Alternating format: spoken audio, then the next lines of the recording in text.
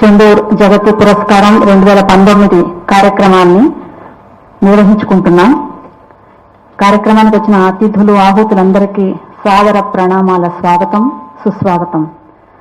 జగతి ద్వారా జగత్తు మొత్తం ఎరిగిన జర్నలిస్టు శ్రీ చెందూర్ నాగేశ్వరరావు గారు, వీరి పేరుతో ప్రతి ఏడు మన సమితి, చెందూర్ కుటుంబం, స్నేహితులు కలిసి శ్రీ చెందూర్ జగతి పురస్కారం ఎంతో వైభవంగా జరుపుకోవడం అందరికీ తెలిసిన విషయమే. ఈ 2019వ సంవత్సరానికి గాను శ్రీ చెందూర్ జగతి పురస్కారం పేరుతో ఇప్పుడు ఈ కార్యక్రమాన్ని ఇక్కడ నిర్వహించుకోవడం మీ అందరికీ ఆనందంగా ఉందనుకుంటున్నాం. ఎందుకంటే పోయిన సంవత్సరం ఢిల్లీలో అత్యంత వైభవంగా ఉపరాష్ట్రపతి భవనంలో జరుపుకున్నాం.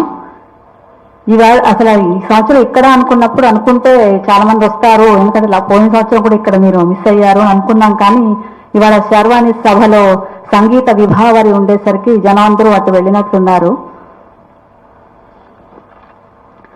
ఇక నేటి మన కార్యక్రమానికి వచ్చిన అతిథులను మనందరి హర్షధ్వానాలతో వేదిక మీదకి రావాల్సిందిగా కోరుతున్నాను. ముందుగా అమరజీవి పుట్టినరోజు స్మారక సమితి అధ్యక్షులు డాక్టర్ అజంతా కె శంకర్రావు గారిని వేదిక మీదకి రావాల్సిందిగా కోరుతున్నాను.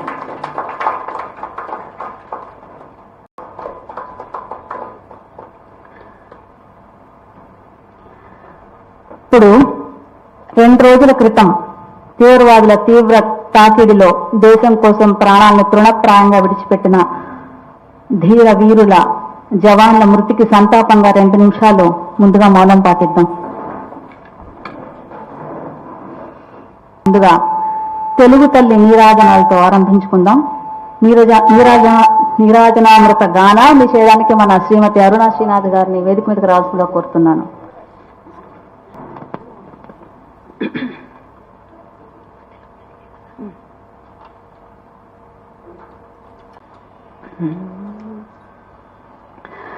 మా తెలుగు తల్లికి మల్లె పూదండ, మా కన్న తల్లికి మంగళారతులు,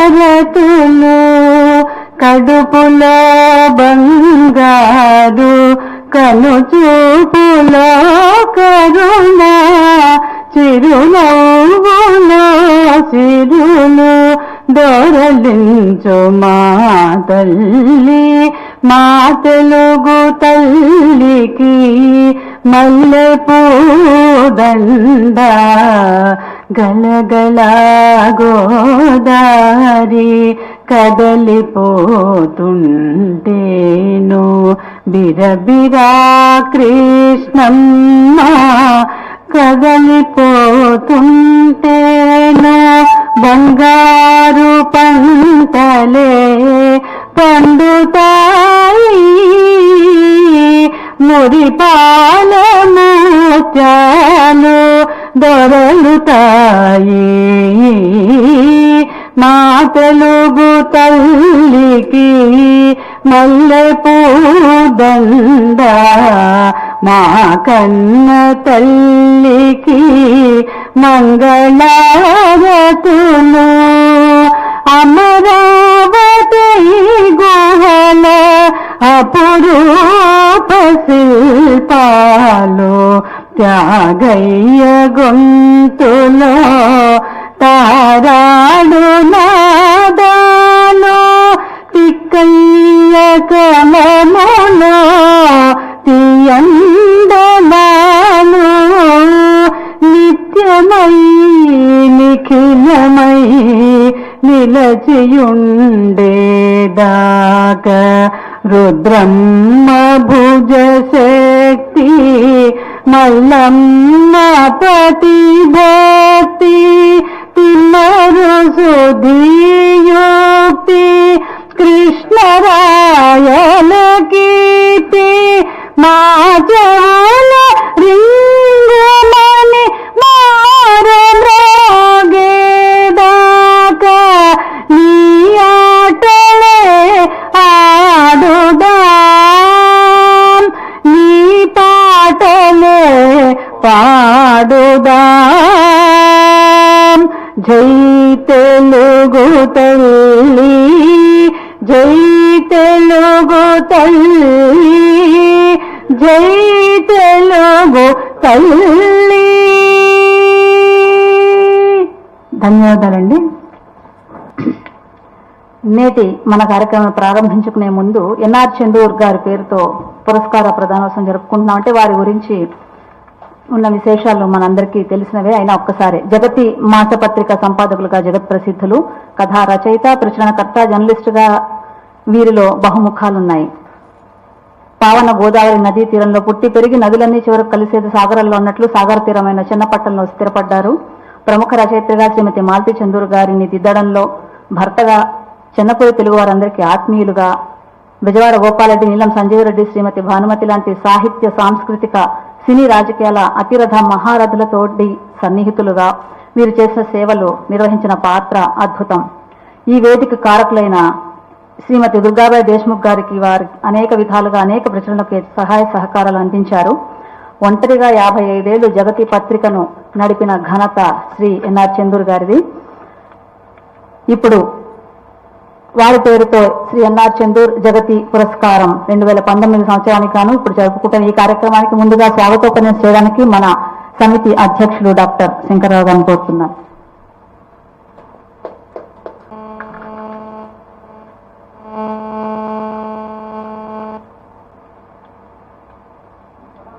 ఈరోజు మనం ఎన్ఆర్ చందూర్ జగతి పురస్కారం ప్రదానోత్సవంలో ఈరోజు వచ్చినటువంటి ముఖ్య అతిథి గారు జస్టిస్ దామా శేషాద్రి నాయుడు గారు, న్యాయమూర్తి, కేరళ హైకోర్టు. ఎన్ఆర్ చందూర్ జగతి పురస్కార గ్రహీత డాక్టర్ చెలంకూరి రాజమోహన్ గారు, director the institute of South Asian studies, Singapore. గౌరవ అతిథి పద్మభూషణ్ పురస్కార గ్రహీత ఆచార్య యార్లగడ్డ లక్ష్మీ ప్రసాద్ గారు, సభ్యులు, కేంద్రీయ హిందీ సమితి సభ్యులు, వేదిక అలంకరించినటువంటి పెద్దలు, సభకు వచ్చేటువంటి పెద్దలకు నా యొక్క మనసు నమస్కారం చేస్తున్నాను. ఈరోజు మనం ఈ చందూర్ గారి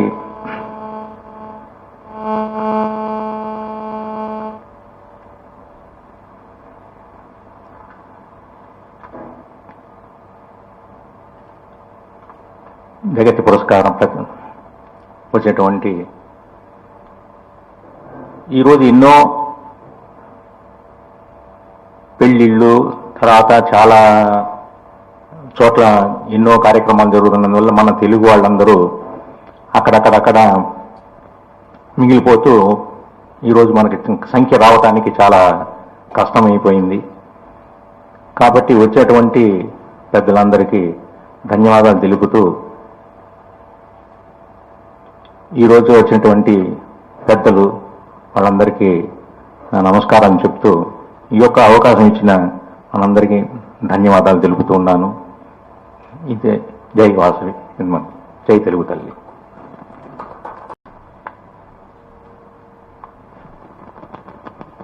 తెలుగుదనాన్ని నిండుగా మెండుగా పోత పోసుకుని తెలుగు సంప్రదాయాన్ని జగద్విదితం చేస్తూ భావితరాల వారికి వేషధారణలో, భాషా పోషణలో స్ఫూర్తిని కలుగజేస్తూ ప్రపంచం నలుమూలలో ఉన్న తెలుగు వారికి సన్నిహితులుగా ఉంటూ మాతృభాషతో పాటు జాతీయ భాష అయిన హిందీ భాషకు సేవలు చేస్తూ ప్రతినిత్యం లోకమంతా చుట్టి వచ్చే పద్మభూషణ్ ఆచార్య లక్ష్మీప్రసాద్ గారు మనందరికీ సుపరిచితులు.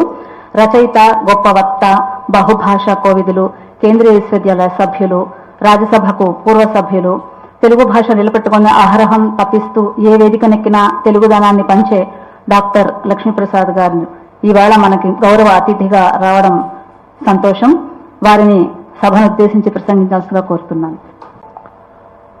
చందూర్ గారి పేరు మీద ప్రతి సంవత్సరం మనం చెన్నపురిలో, అమ్మ మాలతి గారి పేరు మీద భాగ్యనగరంలో, మరి మా అదృష్టం విశాఖ సాగర తీరంలో ఆంధ్ర విశ్వ కళా పరిషత్తులో మన రామకృష్ణ గారి యొక్క నిండైనటువంటి దాతృత్వంతో చందూర్ గారి పేరు మీద, మాలతి గారి పేరు మీద ఆంధ్ర విశ్వవిద్యాలయంలో 2 ధర్మనిధి పురస్కారాలు ఏర్పాటు చేయటం, అందులో గత నెలలో చందూర్ గారి పేరు మీద ఏర్పాటు చేసినటువంటి ధర్మనిధి ప్రసంగాన్ని, మొట్టమొదటి ప్రసంగాన్ని ఢిల్లీలో ఉన్నటువంటి ఆంధ్రజ్యోతి అసోసియేట్ ఎడిటర్ మా అప్పర్సు కృష్ణారావు గారు మొన్న వారికి సాహిత్య అకాడమీ పురస్కారం వచ్చింది. ఇంతకుముందు మనం వారికి ఎన్ఆర్ చందూర్ పురస్కారం కూడా ఇచ్చాం. వారు ఆ ధర్మనిధి ప్రసంగాన్ని చేయటం, మన రామకృష్ణ గారు కూడా అక్కడ రావటం జరిగింది. ఇట్లా చాలా ఒక నగరంలో ఉంటున్నప్పుడు కూడా మాలతీ చంద్రుడు దంపతులు ఒక ఆశ్రమంలో ఉన్నట్టు ఒక ఋషితుల్యమైన జీవితాన్ని వాడు గడిపారు. మరి అంత సంచితంగా సంపాదించుకున్నటువంటి ఆ మంచితనం వారు దివంగతులైనప్పటికి కూడా మనందరం కూడా విశాఖపట్నంలో కానివ్వండి, హైదరాబాద్లో కానివ్వండి, ఇక్కడ కానీ జరుపుకోవటం అనేటువంటిది చాలా సంతోషించే విషయం. తర్వాత చందూర్ గారు ఎంత నిక్కచ్చిగా, ఎంత నిబద్ధత్వం ఉంటారో, ఆయన పేరు మీద పెట్టిన పురస్కారం, మనం పురస్కారాలు ఇచ్చిన వాళ్ళందరూ కూడా చాలా ప్రపంచ స్థాయిలో, భారత జాతీయ స్థాయిలో ఒక దిగ్ధంతులైనటువంటి పత్రికా రచయితలు కావడం అని మనం అదృష్టంగా భావిస్తున్నాను. అదేవిధంగా ఈ పురస్కారాలను ప్రదానం చేయడానికి వచ్చినటువంటి పెద్దలు కూడా వెంకయ్యనాయుడు గారు, తర్వాత వెంకయ్యనాయుడు గారు ఇక్కడ మెడ్రాస్ వచ్చారు, ఓసారి ఢిల్లీలో చేశారు. పురంధరేశ్వరి గారు, జైపాల్ రెడ్డి గారు, ఈ విధంగా చూసుకుంటే అందరూ కూడా జస్టిస్ జాస్తి చలమేశ్వర్ గారు, జస్టిస్ నూతి రామ్మోహన్ గారు, ఇవాళ జస్టిస్ దామా శేషాద్రి నాయుడు గారు కూడా ఇక్కడికి వచ్చారు. అందుచేత గణప్రధానమైనటువంటి సభగా మనం చేస్తూ ఉండేది. ప్రతి సంవత్సరం గుణప్రధానమైనటువంటి సభ మనం చేసుకుంటూ ఉంటాం. మరి రాజమోహన్ గారు కూడా చాలా ఆయన మన రామకృష్ణ గారు మన ఆహ్వాన పత్రంలో రాసినట్టు ఆయన కాళ్ళు మాత్రం ఆ శిఖరాయమానమైనటువంటి ఎత్తు ప్రపంచవ్యాప్తంగా పేరు తెచ్చుకున్నప్పుడు కూడా ఇంకా కాళ్ళు మాత్రం నేల మీదే మన ఆంధ్రదేశంలోనే మన గ్రామాల మీద ఇంకా రూట్స్ ఉన్నాయని కూడా చెప్పారు. అంత నిరాడంబర వ్యక్తిత్వం. అంతేనంటే నాకు సంతోషం, చందూర్ గారి పేరు మీద మనం ఇచ్చే పురస్కారం పుచ్చుకునే వాళ్ళు కూడా అదే స్థాయిలో ఒక మానసికమైనటువంటి ఒక స్థాయిలో ఉండటం అనేటువంటిది చాలా అదృష్టంగా చెప్పుకుంటూ నేను భావిస్తుంటాను. నేను అట్లాగే ముఖ్య అతిథులు వచ్చిన వాళ్ళు కూడా ప్రతి కార్యక్రమం కూడా బాగానే చేసుకుంటున్నాం మనం. మరి ఇంకా ఏమైనా చేద్దాం అనేది మనందరం కూర్చుని ఆలోచించుకుని చేయాల్సినటువంటి అవసరం ఉంది.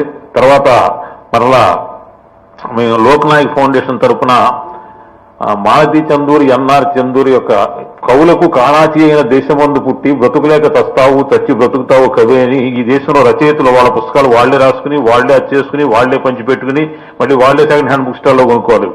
అట్లాంటి పరిస్థితి ఉన్నటువంటి రోజుల్లో అచ్చులో మనం చూసుకుందాం మన పేరు, మన పుస్తకాన్ని అనేటువంటి తపన చెందేటువంటి వాళ్ళకి ఒక పబ్లికేషన్ గ్రాంట్ ఇద్దామని చెప్పని Loknayak foundation N R Chandur, Malathi Chandur memorial publication grant అని చెప్పని పెట్టి 2-3 పుస్తకాలు కూడా ఇప్పుడు పబ్లిష్ చేయడం జరిగింది. ఆ కార్యక్రమం కూడా విశాఖపట్నంలో మేము చేపట్టాం. చాలా సంతోషంగా ఉంది. మీ అందరినీ ఇలా సంవత్సరానికి ఒకసారి వచ్చి ఆ ఇద్దరు అమ్మాయిని, నాన్నగారిద్దరిని కూడా గట్టి చేసుకునేటువంటి ఒక మంచి అవకాశం కల్పించింది. మీ అందరికీ కూడా హృదయపూర్వక కృతజ్ఞతలు తెలియజేస్తూ సెలవు తీసుకుంటాం. ధన్యవాదాలు సార్. నేటి మన ఎన్ఆర్ చందూర్ జగతి పురస్కారం 2019 ఈ కార్యక్రమానికి ముఖ్య అతిథిగా వచ్చిన ప్రముఖ న్యాయాధీశులు జస్టిస్ దామా శేషాద్రి నాయుడు గారి గురించి చిరు పరిచయం. వీరు చిత్తూరు జిల్లా తిరుపతి దగ్గర గంగనగుంట గ్రామంలో 1962లో పుట్టారు. ఆంధ్ర విశ్వవిద్యాలయం నుండి డిగ్రీ పట్టాని, న్యాయవాద డిగ్రీని శ్రీ వెంకటేశ్వర విశ్వవిద్యాలయం నుండి అందుకున్నారు. ఆంధ్రప్రదేశ్ బార్ కౌన్సిల్ సభ్యులుగా ఉన్నారు. వీరు మొట్టమొదట తిరుపతిలో సివిల్, క్రిమినల్ శాఖల్లో తమ సేవలు అందించారు. తదుపరి ఆంధ్రప్రదేశ్ ఉన్నత న్యాయస్థానంలో పాదం మోపి 2 శాఖల్లో న్యాయవాదిగా తనదైన శైలిలో కర్తవ్య నిర్వహణ చేశారు. అనేక జాతీయ బ్యాంకులకు, కార్పొరేట్ సంస్థలకు ప్రాతినిధ్యం వహించారు. ఏపీ జ్యుడిషియల్ అకాడమీలో గెస్ట్ ఫ్యాకల్టీగా ఉన్నారు. వీరు గొప్ప రచయిత. తన వృత్తికి సంబంధించిన ఎన్నో పుస్తకాలు రాశారు. Law of stamp duty and registration in Andhra Pradesh, the Andhra Pradesh education code లాంటివి మచ్చు తునకలు వారి రచనల్లో.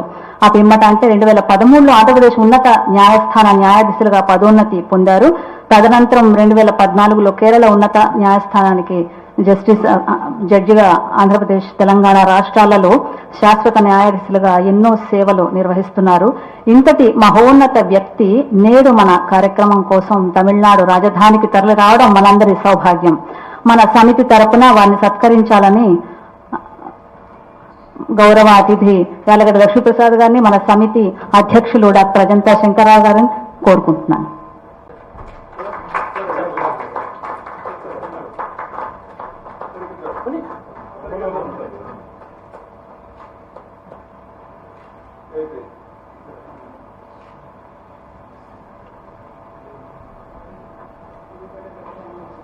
ధన్యవాదాలండి. ఇక కార్యక్రమంలో అసలు ఘట్టానికి వచ్చేసాం. శ్రీ ఎన్ఆర్ చందూర్ జగతి పురస్కారం 2019 అందుకోవడానికి వచ్చిన డాక్టర్ సి చిలంకూరి రాజమోహన్ గారి గురించి తెలుసుకుందాం. సి రాజమోహన్ గా మీడియాలో కనిపించే, వినిపించే చిలంకూరి రాజమోహన్ది అచ్చ తెలుగు ఊరు పేరు. ఆయన అక్షరాల మన తెలుగువారు. మన తెలుగు నేల మీద కన్నా ఎక్కువగా అంతర్జాతీయంగా ఎంతో మందికి ఆయనది సుపరిచితమైన పేరు. అది దాదాపు 4 దశాబ్దాలుగా తన పని ద్వారా గుర్తింపు తెచ్చుకున్న పేరు. 25 ఏళ్ల పైగా పత్రికా రంగంతో ముడిపడిన పేరు. అంతర్జాతీయ సంబంధాల రంగంలో దేశ విదేశాల్లో అనూహ్య ప్రఖ్యాతి సాధించిన తెలుగు నేలపైన ఉన్న తన మూలాలను ఇప్పటికీ మరచిపోని విడిచిపోని వేరు. ఢిల్లీలోని నేషనల్ ఇన్స్టిట్యూట్ ఆఫ్ సైన్స్ లో analyst of science policy issues గా రాజమోహన్ తన వృత్తి జీవితం ప్రారంభించారు. అలా 2 ఏళ్లు పనిచేశాక ఢిల్లీలోనే institute for distance studies and analysis 9 ఏళ్లు సీనియర్ రీసెర్చ్ ఫెలోగా ఉన్నారు. పూర్తి స్థాయి పత్రికా రచయితగా ఆయన జీవితం 25 ఏళ్ల పైచిలుకు క్రితం మొదలైంది. మన మద్రాసు నుంచి వెలువడే ప్రసిద్ధ హిందూ పత్రికకు వాషింగ్టన్ కరెస్పాండెంట్ గా ఆయన మొదట పనిచేశారు. తర్వాత అదే పత్రికకు ఢిల్లీలో స్ట్రాటజిక్ అఫైర్స్ ఎడిటర్ అయ్యారు. 8 ఏళ్ల పైగా కీలక హోదాలో పత్రికా రచయితగా కాకలు తీరారు. 2003 నవంబర్ నుండి ఇండియన్ ఎక్స్ప్రెస్ పత్రికకు విదేశాంగ వ్యవహారాలపై కంట్రిబ్యూటింగ్ ఎడిటర్ గా కాలమిస్ట్ గా వ్యవహరిస్తున్నారు. క్రమం తప్పకుండా ఎక్స్ప్రెస్ చదివే పత్రికా పాఠకులకు అలా ఆయనది చాలా బాగా పరిచితమైన పేరు. రాజమోహన్ అనేక సంవత్సరాలుగా వివిధ ప్రసిద్ధ అంతర్జాతీయ జాతీయ పత్రికల్లో కూడా కాలమ్స్ రాస్తూ వస్తున్నారు. Washington Post, the Financial Times, Straits Times, Yomiuri Shimbun Tokyo, Oriental Morning Post Shanghai, Economic Times Delhi, Dainik Jagran లాంటి దేశాల్లోని పత్రికలు ఆయన కాలమ్స్ ని ప్రచురించాయి. ఇక అంతర్జాతీయ ఖ్యాతి సాధించిన మన తెలుగు తేజం రాజమోహన్ విశాఖపట్నంలోని ఆంధ్ర విశ్వవిద్యాలయం న్యూక్లియర్ ఫిజిక్స్ లో స్నాతకోత్తర విద్యను అభ్యసించారు. ఢిల్లీలోని ప్రతిష్టాత్మక జవహర్లాల్ నెహ్రూ విశ్వవిద్యాలయం నుండి అంతర్జాతీయ సంబంధాలు ఆయన ఎంఫిల్ పిహెచ్డి చేశారు. ఇటీవలే 67వ జన్మదినం జరుపుకున్న రాజమోహన్ ఇప్పటికీ 10కి పైగా పుస్తకాలు రచించారు. కానీ ఆయన అలా కనిపించడం లేదు. 1980ల నుంచి ఇప్పటిదాకా ఎన్నో ప్రతిష్టాత్మక జర్నల్స్ లో ఆయన వ్యాసాలు 10ల సంఖ్యలో ప్రచురితమయ్యాయి. అలాగే అనేక అంతర్జాతీయ గ్రంథాలలో అధ్యాయాలుగా చోటు సంపాదించుకున్నాయి. ఇక ఆయన అందుకున్న ఫెలోషిప్లు, నిర్వహించిన కీలక బాధ్యతల జాబితా కూడా చాలా పెద్దది. అమెరికాలోని హార్వర్డ్ విశ్వవిద్యాలయం, న్యూజిలాండ్లోని యూనివర్సిటీ ఆఫ్ విక్టోరియా సహా పలు ప్రసిద్ధ అంతర్జాతీయ వేదికలు రాజమోహన్ కు ఫెలోషిప్లు ఇచ్చాయి. ప్రస్తుతం ఆయన ఢిల్లీలోని కార్నెగీ ఇండియా సంస్థలో డైరెక్టర్ బాధ్యతలు నిర్వహిస్తున్నారు. అలాగే నేషనల్ యూనివర్సిటీ ఆఫ్ సింగపూర్లోని institute of South Asian studies లో డైరెక్టర్ గా వ్యవహరిస్తున్నారు. ఇంతటి విస్తృత అనుభవం, విశాల పరిజ్ఞానం ఉన్న ఈ కలం యోధుడి విశిష్ట కృషికి గుర్తింపుగా 2019వ సంవత్సరానికి గాను ప్రతిష్టాత్మక ఎన్ఆర్ చందూర్ జగతి పురస్కారం కొద్ది క్షణాల్లో అందుకోనున్నారు. ఆయనకి ఈ పురస్కారంలో భాగంగా జ్ఞాపిక, నగదు,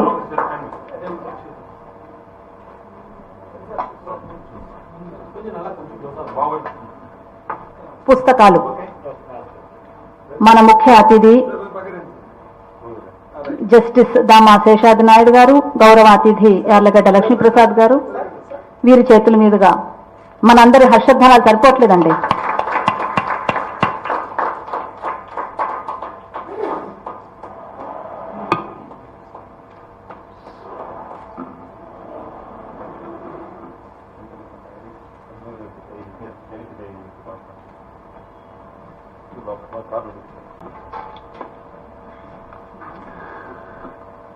ధన్యవాదాలండి. ఇప్పుడు మన కార్యక్రమానికి ముఖ్య అతిథి జస్టిస్ దామా శేషాద్రి నాయుడు గారు సభని ఉద్దేశించి ప్రసంగిస్తారు.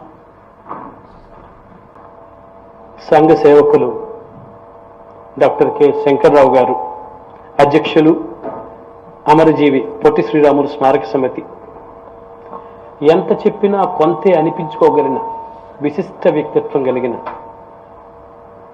నా గురుతుల్యులు ఆచార్య యార్లగడ్డ లక్ష్మీప్రసాద్ గారు, సభ్యులు కేంద్రీయ హిందీ సమితి, బహుముఖ ప్రజ్ఞాశాలి, తెలుగువాడిగానే కాదు అసలు భారతీయుడు అనుకుంటేనే గర్వింపదగిన వ్యక్తి డాక్టర్ చలంకూరి రాజమోహన్ గారు, అలాగే నా మిత్రులు రామకృష్ణ గారు, ఇక్కడ విచ్చేసిన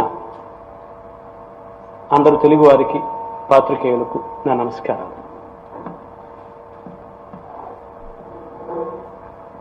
నన్ను మొదట రామకృష్ణ గారు ఈ విషయంలో లక్ష్మీప్రసాద్ గారి సలహా మీద కన్సల్ట్ అయినప్పుడు వారు ఏమన్నారంటే మిమ్మల్ని గురించి కాస్త రాసి పంపించండి అన్నారు. ఇది నేను చాలాసార్లు ఫేస్ చేస్తుంటాను. నన్ను గురించి రాసుకోవడానికి ఏమీ లేదు నిజంగా. ఏదో చదివాను, లాయర్ అయ్యాను, బ్రతకాలి కదా, తర్వాత జడ్జి అయిపోయాను. కానీ ఇలాంటి సభలు జరిగినప్పుడు నాకు ఒక అడ్వాంటేజ్ ఏంటంటే ఇలాంటి విశిష్ట వ్యక్తులతో, గొప్ప వ్యక్తులతో భుజాలు రాసుకోవడానికి అవకాశం వస్తుంది. అలా పువ్వుతో ఉన్న దారంలాగా కాస్త నాకు వాసనలు అబ్బుతున్నాయనిపిస్తుంటుంది. నేను సంధి కాలంలో పుట్టిన వాడిని. అంటే నాకన్నా ఒక 5-6 ఏళ్ళు పెద్దవారు. వారిది ఒక జనరేషన్. వాళ్ళకి భాష, దాని మీద పట్టు, అట్లాగే ఒక లక్ష్యం, దాని మీద సాధన ఉంటాయి. ఇప్పుడు జనరేషన్ వచ్చారు, నో నాన్ సెన్స్ పీపుల్. వాళ్ళకి ఎంత కావాలో అంతే తీసుకుంటారు, మిగతా వాటి వెంటపడరు. మిగతా టైంలో ఇది ఇంటర్నెట్ చూసేసుకుంటారు. నేను మధ్యలో వాడిని. అటు తెలుగు రాదు, ఇటు ఇంగ్లీష్ రాదు. కానీ స్మారక సన్మాన సభ లేదు, ఒక అకేషన్లో గొప్పవాని గురించి తెలుసుకోవడానికి ఆ పిలిచిన వ్యక్తులు కూడా కాస్త తెలుసుంటే బాగుంటుందని ఒక కాన్సెప్ట్ ఉంటుంది. పొట్టి శ్రీరాములు గారు అమరజీవి. ఎప్పుడో ఎలిమెంటరీ స్కూల్లో పాఠం చదువుకున్నాను. కానీ ఆయన ఇచ్చిన ఫలాలు మాత్రం రోజు తింటూనే ఉన్నాను. ఒక సొంత రాష్ట్రం. అట్లాగే ఎన్ఆర్ చంద్రు గారు, చందూరు నాగేశ్వరరావు గారు, చాలా ప్రముఖ పాత్రికేయులు, ఒంటరిగా పోరాటం చేసిన వ్యక్తి. ఆయన గురించి నాకు నిజానికి అంతగా తెలియదనే చెప్పాలి. తరువాత రాజమోహన్ గారు ప్రతిరోజు ఉదయం నిద్ర లేస్తూనే ఇండియన్ ఎక్స్ప్రెస్ యాప్ ఒకటి ఉంటుంది ఐప్యాడ్లో, అది ఆన్ చేస్తాను. నా ప్రతి దినచర్య అట్లాగే మొదలవుతుంది. అందులో వారు రాసింది చదువుతూనే ఉన్నాను. కానీ వారు వీరు అని నాకు తెలియదు. దీని గురించి ఒక కథ చెప్పదలుచుకున్నాను. ఒక గురుకులం ఉండేదట. ఆ గురుకులంలో చాలా గురువుగారు తెలివైన ఆయనకు తెలియని విద్య లేదు, బ్రహ్మాండంగా ఉంది. ఆ గురువు గారి గొప్పతనం విని ఆ రాజు కూడా వాళ్ళ బాబుని అక్కడికే పంపించాడట విద్యలు నేర్చుకోమని. అట్లాగే మిగతా సహవిద్యార్థులు అందరూ ఉన్నారు. ఈ గురువు గారి టాలెంట్ అంతా చూసి ఒకరోజు ఈ రాజుగారు కొడుకు అన్నారట, గురువుగారు మా నాన్నగారిని చూస్తూనే ఉన్నానండి, మీలో 10% తెలుగు కూడా లేదు ఆయనకి, కానీ ఆయన రాజుగారు, మీరు ఇప్పటికీ ఎంతో మంది వీరులు తయారు చేసేసినారు, ఇన్ని తెలివితేటలు, ఇన్ని విద్యలు మీకు ఉన్నాయి కదా, మరి మీరే ఎందుకు రాజు కావట్లేదు అన్నట్ట. అప్పుడు ఆయన అన్నట్ట, బాబు దీనికి సమాధానం అవకాశం వచ్చినప్పుడు చెప్తానులే అన్నంట. వాళ్ళు కాంటెక్చువలైజ్ చేస్తారు కదా, అవకాశం వచ్చినప్పుడు చెప్తానులే అన్నారట. కొన్ని రోజుల తర్వాత ఆశ్రమంలో ఉండే ఒక లేగదోడ తప్పిపోయిందట. తప్పిపోతే ఈ రాజుగారి అబ్బాయిని, ఇంకో 2 స్నేహితుల్ని, ఆయన స్నేహితుల్ని, ఫెలో స్టూడెంట్స్, వాళ్ళని తోడుగా పంపించి వెతకమన్నాడట. గురువుగారు మరి చీకటి కదా, నైట్ అయిపోయింది, చీకట్లో ఎట్లా వెతకగలము అన్నాడట ఈ అబ్బాయి. ఆయన అన్నట్టు, ఏం పర్లేదు లేదు బాబు, ఒక కాగడా పంపిస్తాను, వెతకండి అన్నట్ట. వెళ్ళారు, వెతికారు, దాన్ని పట్టుకున్నారు, వచ్చేసారు. వచ్చేసిన తర్వాత ఉదయం గురువుగారు లేసి వచ్చి, చాలా సంతోషం ఆయన, కష్టపడి ఆవులు పట్టుకొచ్చారు అంటే, మంచిదే గురువుగారు, కాకపోతే మీరు ఏదో ఏమైనా పంపించారు కాగడా, ఆ వెలుతురులో పట్టేసినాం అన్నట్ట. మరి ఆ కాగడా ఎవరు మోసుకొచ్చారో వాళ్ళని చూసావా అన్నట్ట. లేదండి నేను చూడలేదు, ఆయన మాత్రం చీకట్లోనే ఉన్నాడు, కాగడా మాత్రమే ముందుండింది, ఆ వెలుతురులో చూసామన్నట్ట.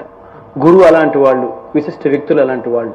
వాళ్ళ గురించి తెలియకపోయినంత మాత్రాన వాళ్ళకు వచ్చిన చిన్నతనం ఏమీ లేదు.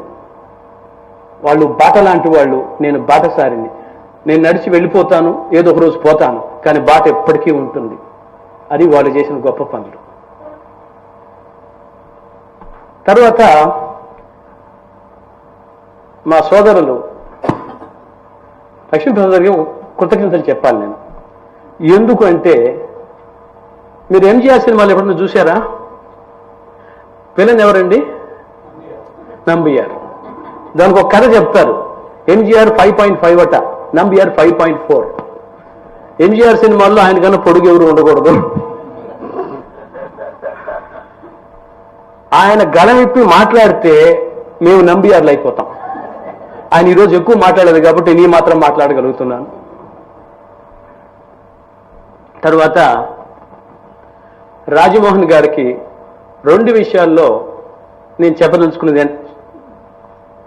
ఈ సందర్భంగా చెప్పదలుచుకుంది ఏమంటే, ఒక విషయంలో మా ఇద్దరం కామన్ అండి. మిస్టర్ రాజమోహన్ గారు మా మలయాళీ. అంటే నేను మలయాళీ అంటే తెలుగు వాడినే, కానీ తెలుగు వాడుకున్న గుణం అల్లుకుపోయే గుణం. సో 5 సంవత్సరాలు అక్కడే ఉన్నాను కాబట్టి నేను మలయాళీని, వారు ఆ రాష్ట్రం నుంచి వచ్చిన వారే. తరువాత వారి ప్రొఫైల్ చూశానండి. అప్పుడు అనిపించింది నాకు, రామకృష్ణ గారు అన్నారు, ఏటా మేము మంచి తెలుగు వాళ్ళని సన్మానిస్తామండి. అట్లాగే అన్నగారు అన్నట్టు ఇది గుణవంతమైందే కానీ ఘనవంతమైందేం కాదు, కాబట్టి రండి అన్నారు. సరే, ఆ ప్రొఫైల్ నేను చూశాను. తర్వాత మళ్ళీ ఇంటర్నెట్ యాక్సెస్ చేసుకున్నాను, గూగుల్ గురు అన్నీ చూసిన తర్వాత తెలుగు వారికి సన్మానం కాదు, విశిష్ట భారతీయుడికి సన్మానం అనిపించింది. His achievements have been stupendous. ఏదో అంటారు, అది కరెక్టో లేదో తెలీదు, ఎక్కడి అరుణాస్పద పురము ఎక్కడి హిమవన్నగము, మన చరిత్ర. ఎక్కడ చిలుంకూరు, ఎక్కడ వాషింగ్టన్. అదే కాకుండా వారు చదువుకున్న, మీ పీజీ ఎందులో చేశారు మీరు? Nuclear physics. I beg your pardon. Nuclear physics ఎక్కడ? తర్వాత జర్నలిజంలో ఇంటర్నేషనల్ రిలేషన్స్ ఎక్కడ? ఆ strategic expert.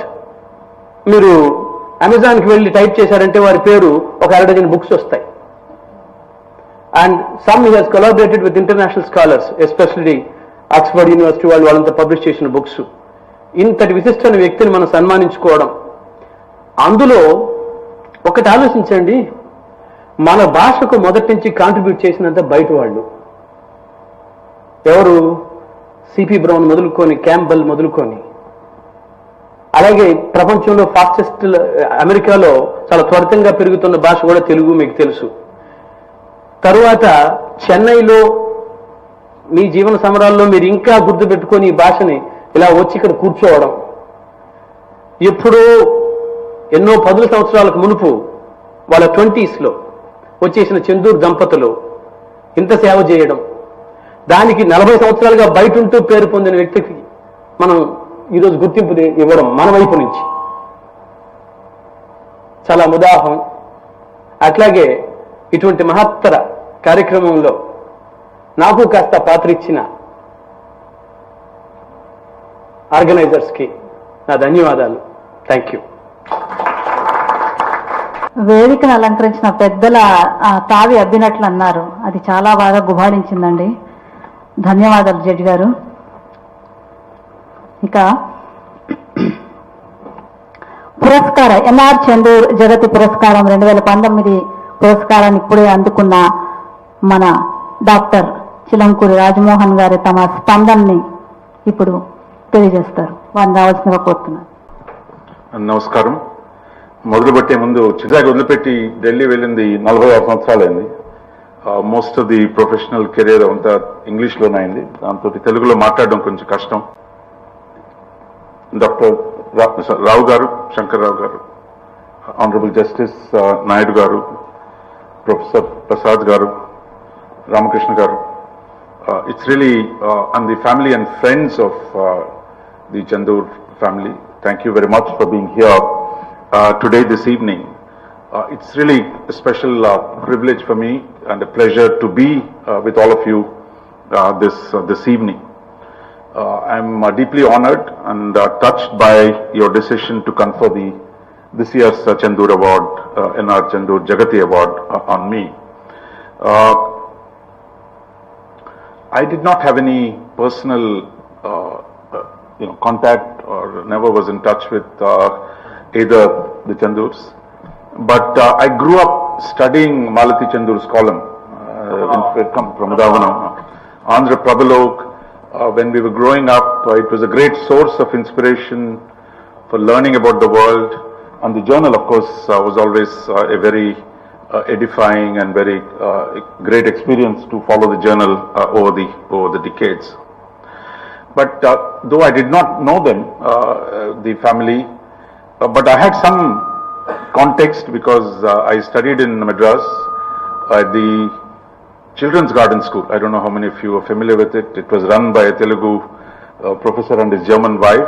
So it is a very unique institution in the Shakuntala. Our mother undedi Ellen Sharma ani nenu vachinappudu.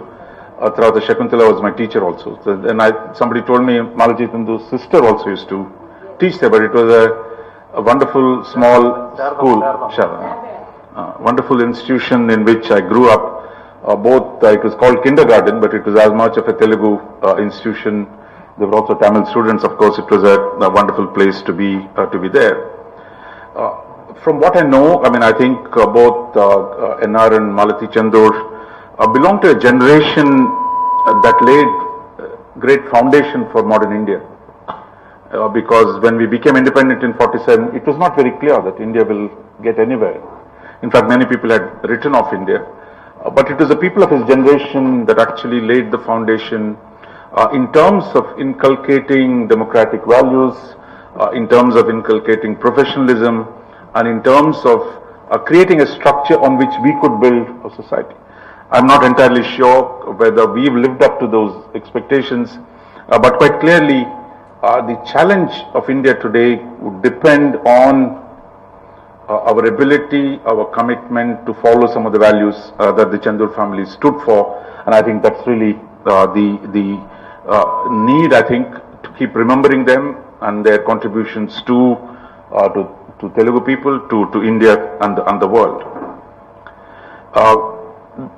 I just want to, my wife Nirmala here, she keeps telling me you talk too much, so just stick to 3 points, don't say too many things. So I'll just stick to essentially 3 points. I wanted to say a little bit about my journalist career, kind of a sense of it. Second,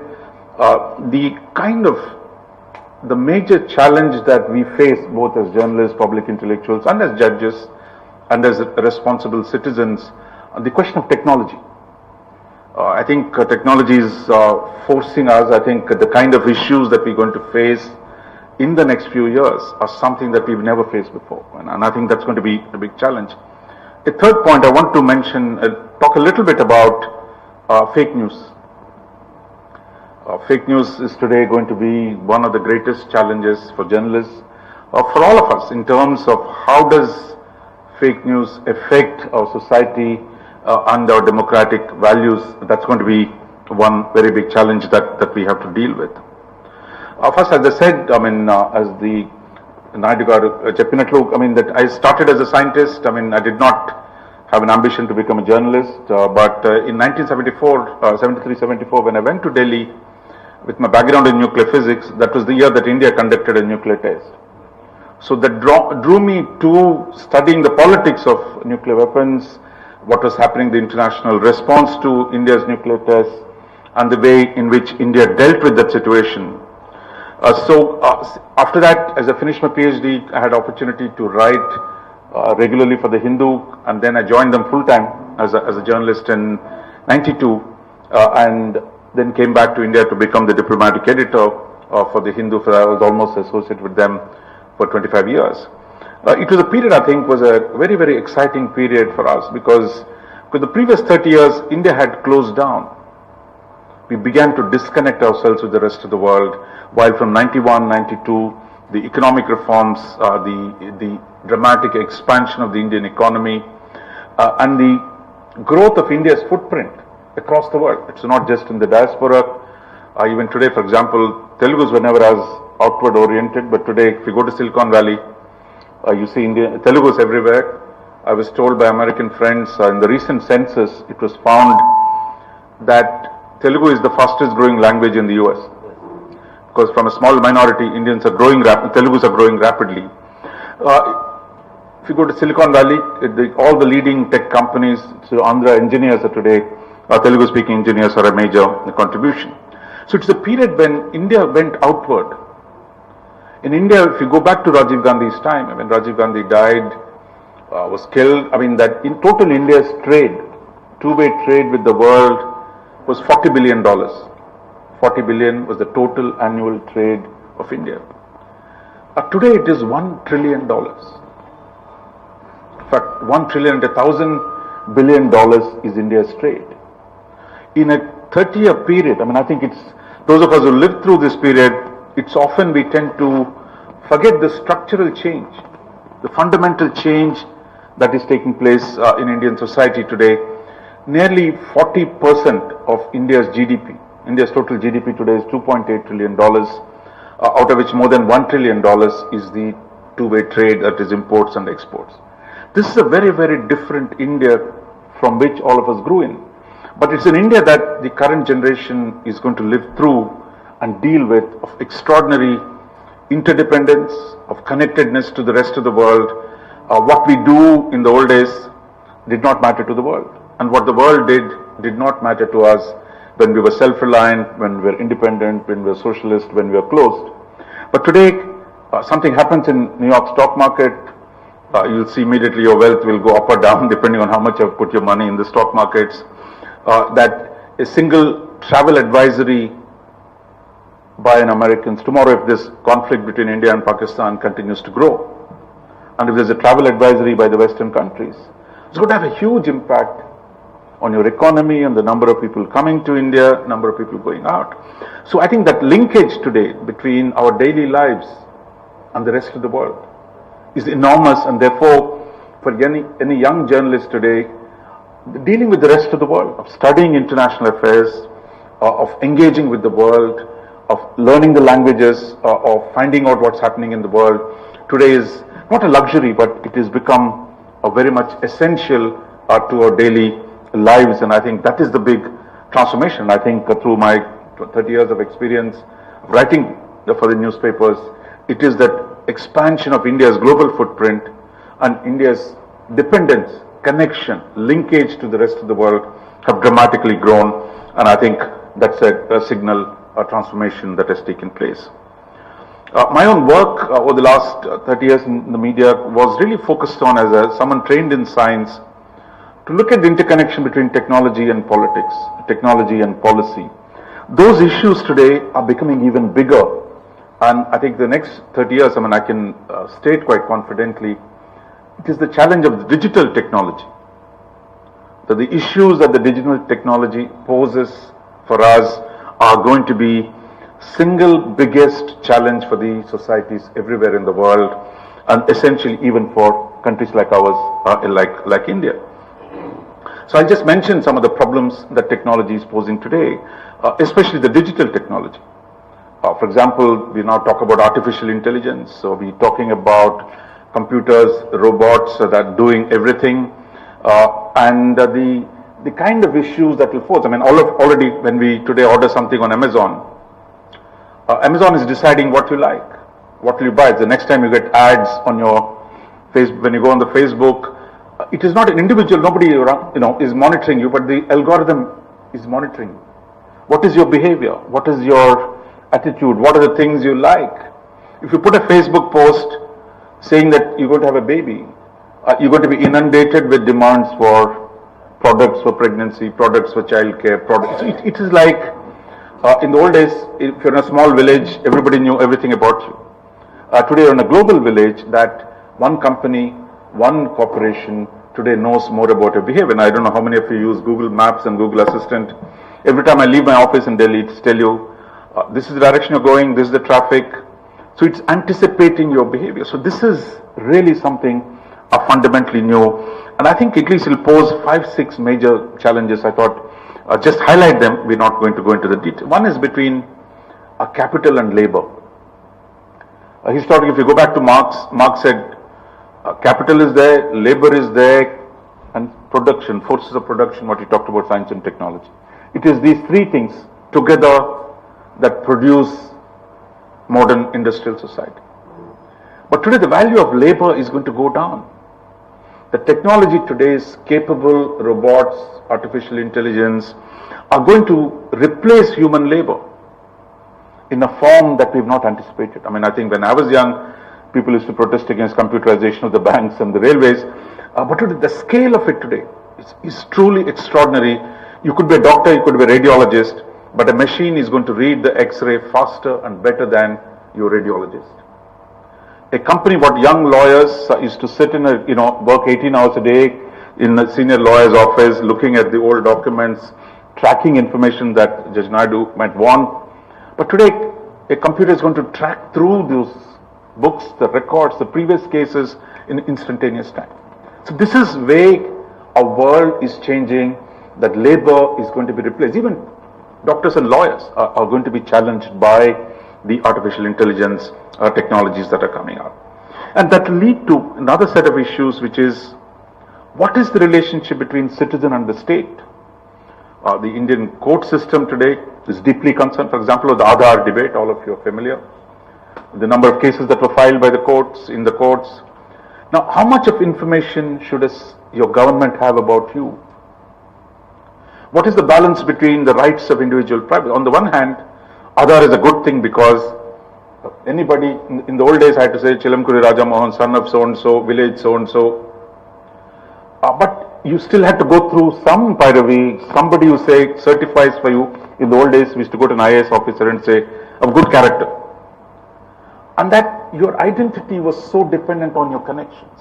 But today, your biometrics on the one hand today allows access to the government services. But at the same time, it is also, the government is, why is the income tax guys want everything about you? KYC, your Aadhaar, your telephone, does it really need that much information? I think that balance between how much, whether it is protected, those set of issues of citizen versus the state have become very, very important.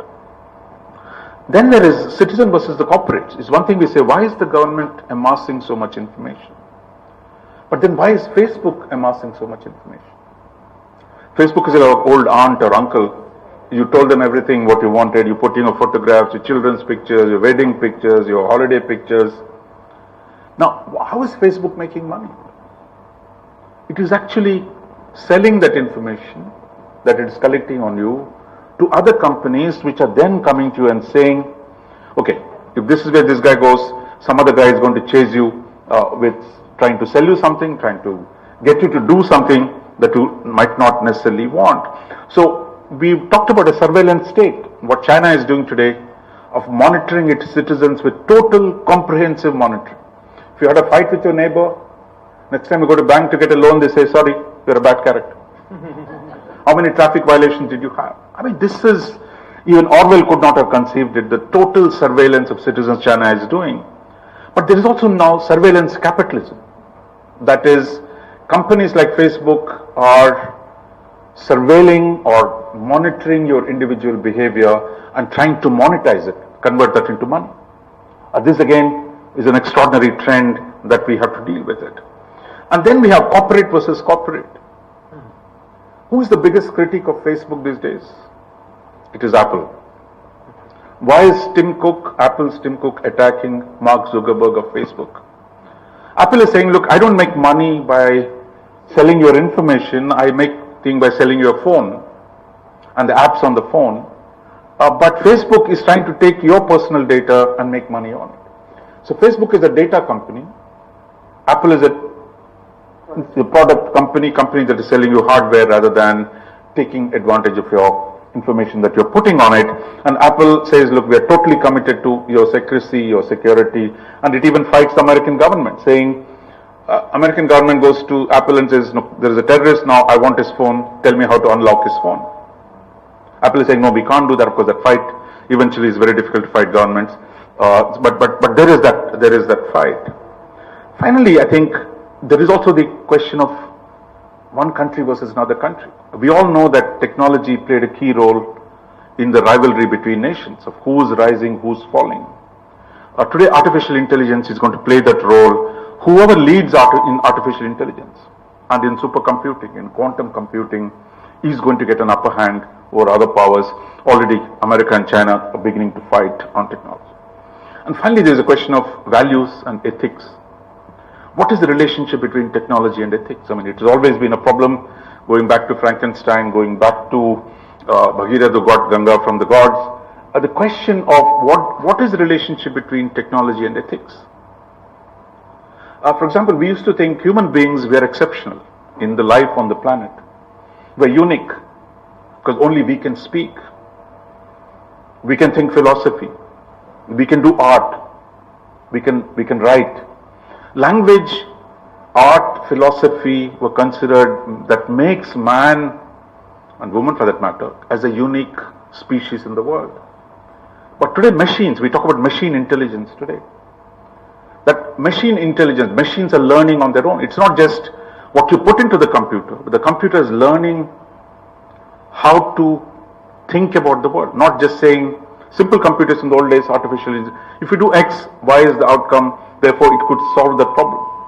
Yesterday there was this interesting debate between a good Tamil boy in the US and a computer in Britain, where they're saying a simple topic given 15 minutes before and the boy is debating the computer. Chess, their computers have beaten us, but for the first time a debate, I mean, of a topic like we do in school. This house believes in X, Y, Z. 15 minutes to prepare like we do in schools. So this boy is arguing and the computer was, I mean, that it had enough information to respond to a new contextual argument and getting back. It didn't win the argument, but it tells you where we are going. So if machines can think, we're talking about more fundamental questions of species, its relationship to what our own inventions, where they're going. But this is a big issue. And how much do you regulate? What should be the function of the governments? What should be the role of the courts? Are you going to let these things go, or are you going to control them? Are you going to regulate them? These are big issues. But I'll just come back to my last and the third point, which is really about fake news, which I talked about. Fake news, of course, is not entirely new. You know, you read Mahabharata, that Mahabharata Dharmaraj, Ashwatthamaha Kunjara. Now, Dharmaraj first says, no. When Krishna tells him, look, say a lie, get Dronacharya out of the way. Because the only way to stop him was to tell him his son had died. Dharmaraj says, no, I can't. I mean, it's patently untrue. So Krishna gets Bhima to kill an elephant called Ashwatthama. And then when Drona comes to Yudhishthira and says, is this true? Did my son die? He says, Ashwatthama hata Kunjaraha in a low tone. So that is original fake news. I mean, that it is not new. And similarly, we used to talk about Narada Muni, the character we used to see in all Telugu films, the guy who was actually spreading misinformation or disinformation between one character to the other. So that story is an old one. But what is changed today is the scale, the speed, and the effects of fake news. In the old days, we said, "Nenu chusanandi." Today, you can produce an audio clip of Modi saying something, or Rahul Gandhi met. Today, they were doing this fake video. Rahul Gandhi met the killer of, the guy who did the suicide bombing. Now, it will take you some time to figure out, okay, it was wrong, it was a fake. By the time the damage has been done, because thanks to social media, thanks to the platforms of Twitter and Facebook, the velocity, the speed of communication, of what you can send in news information and how to manipulate using that is now become fully dedicated device. We've seen fake news being used to manipulate elections, and at least the Americans say the Russians manipulated their election in favor of Donald Trump. Bolsonaro, people say WhatsApp was used in the Brazilian elections to facilitate somebody who is a billionaire to win an election against the left parties. We've seen fake news being used to provoke communal riots. In Burma, the fake news was used to create a conflict between Buddhists and the Muslims. In Sri Lanka, again, the Facebook was used by individuals to create conflict again between Buddhists and Muslims in Sri Lanka.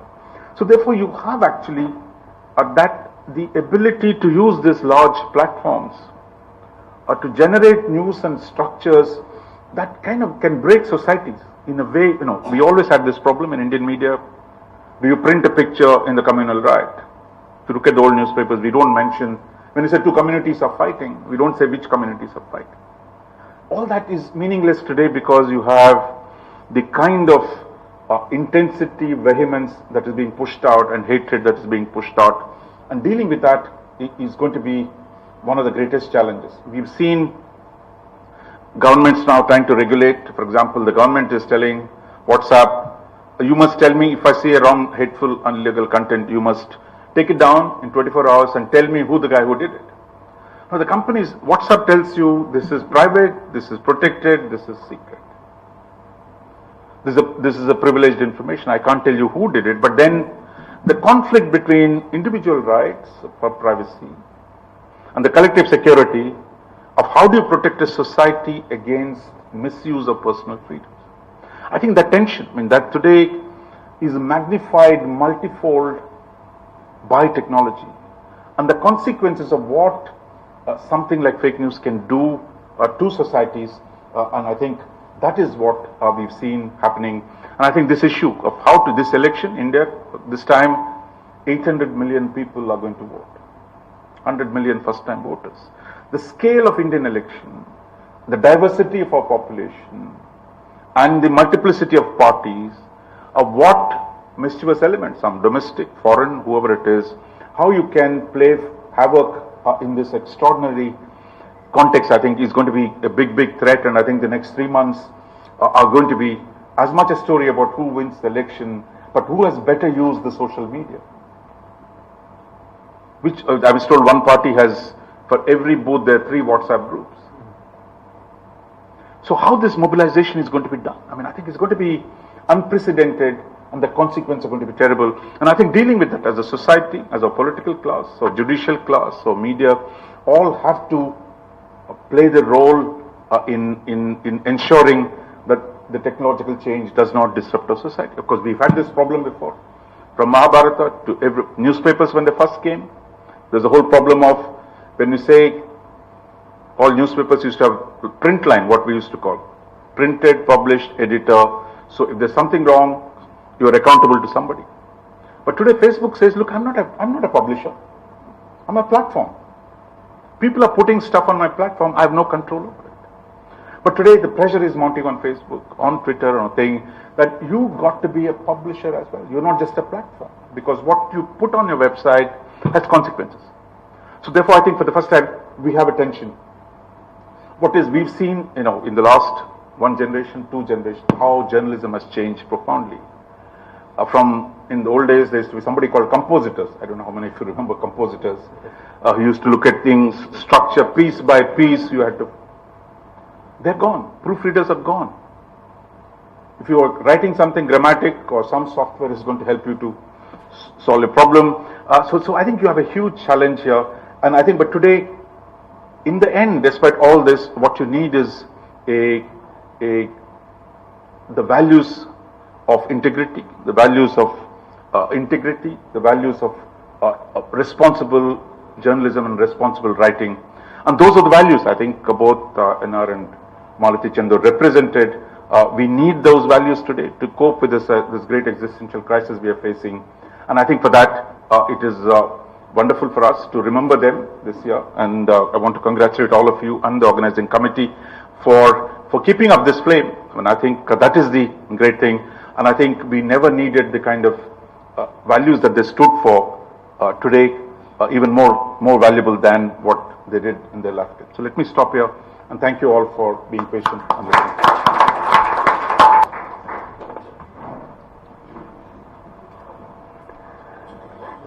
వాటిలో ఉన్న లాభ నష్టాలను చక్కగా విశదీకరిస్తూ మరి అన్నారు చైనాలో ఎఫ్డీని చూసి ఆ మనిషి గురించి తెలుసుకుని వాళ్ళకి లోన్లు కట్టాలి ఇవ్వరు అని అన్నారు. ఇదేదో బాగుందండి. మనం చైనా వస్తువులు దిగుమతి చేసుకోవడం కన్నా ఆ టెక్నాలజీని దిగుమతి చేసుకుంటే బాగుంటుందేమో. సోషల్ మీడియా, ఫేక్ న్యూస్ మొదలైన చాలా విషయాల మీద అనేక విషయాలు అంతా ఆసక్తికరంగా చెప్పారు. ధన్యవాదాలు సార్. మరొకమారు అధ్యక్షులు వారు 2 మాటలు మాట్లాడతారు. అధ్యక్షులుగా ఉన్నందుకు ఈరోజు వచ్చినటువంటి ముఖ్య అతిథులు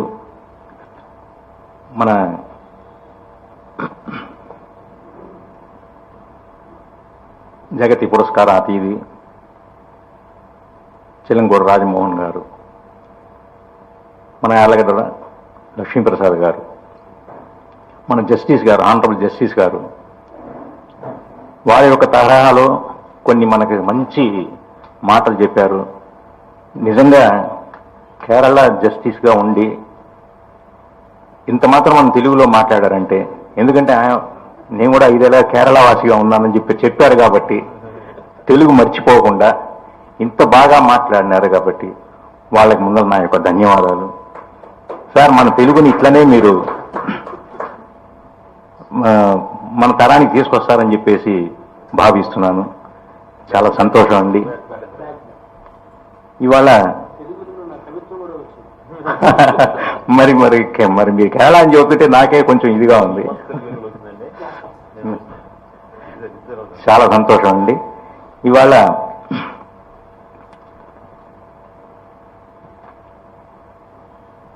చెల్లంగూడ రాజమోహన్ గారు, ఆయనకి తెలుగు తెలియదని కాదు, తెలుగు తెలుసు. కానీ సభలో మాట్లాడేటప్పుడు ఏం తప్పులు పోతాయో అని చెప్పేసి వాళ్ళ యొక్క భయం. కాబట్టి ఇంత నాలెడ్జ్, ఇంత ఎసెన్షియల్ అయినటువంటి ఇది చెప్పడం అనేది సామాన్యమైనది కాదు. సార్, నిజంగా very hands up sir for your wonderful message to all persons. వీళ్ళందరినీ మనకి ఈ రోజు పరిచయం చేసినట్టు మన యార్లగడ్డ లక్ష్మీప్రసాద్ గారు, వీళ్ళందరికంటే వారికి ఇంకా బాగా తెలుసు ఎక్కడెక్కడ ఎవరినని ఎప్పుడెప్పుడు మాట్లాడాలనేది. వాళ్ళకి మంచి బాగా అవగాహన ఉన్నందువల్ల అన్ని చోట్ల కానీ ఎక్కడికైనా సరే ఇలాంటి వాళ్ళని పరిచయం చేయటం మన యొక్క ధర్మం. ఈ స్పీచ్ మన ఇంకా కొంతమంది మన వాళ్ళు ఉండి విన్నుంటే చాలా సంతోషంగా ఉండేది, చాలా బాగుండేది.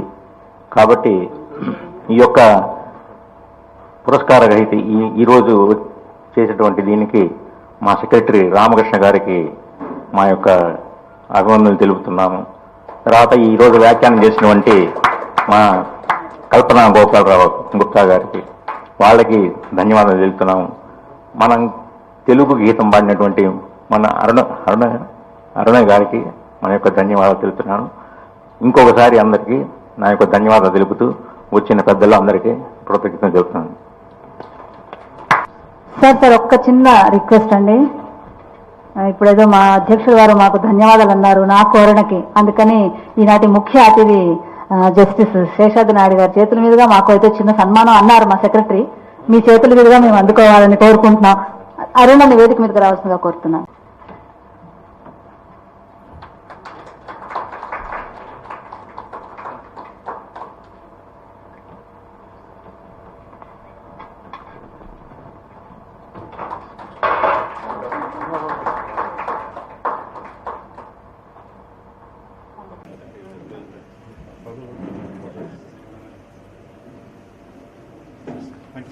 So let's see sometime. Definitely. My pleasure. Thank you very much. Thank you.